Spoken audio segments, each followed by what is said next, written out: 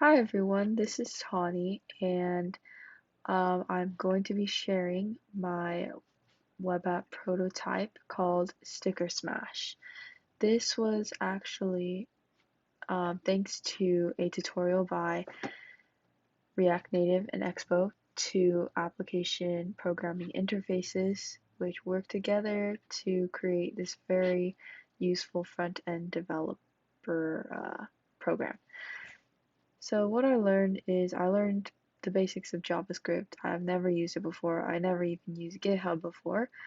Um, and I learned about using this terminal as well, using the command cd and npx expo start.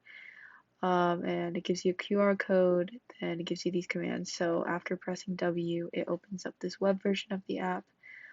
And this is what the app is. It gives you this default picture. You can choose a photo from your file, or you can use this photo. So I'm going to use this photo.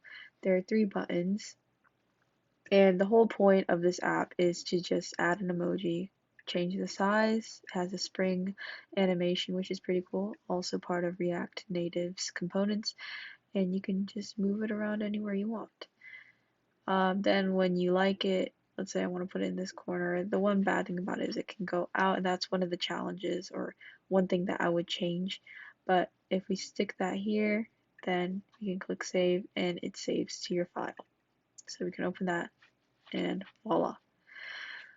Um, Initially what I wanted to do was actually a golf app that tracks your golf score and then calculates your handicap or your average.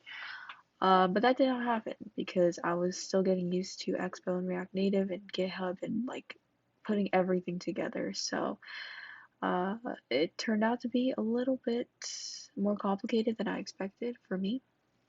But it was still a great experience, and I learned about all these importing statements, how important these are, because I constantly got errors about like it couldn't find emoji lists or components emoji lists, blah blah, something like that. Um, yeah, and then I learned about constants and containers such as view, gesture handler, root view, which pertains to the animation that you saw where we did that. Let me see if I reset it and I use this photo again.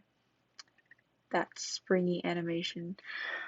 Yeah, and then I learned how to add components from scratch, and it was really great. I recommend this tutorial to anyone who wants to learn front-end developing.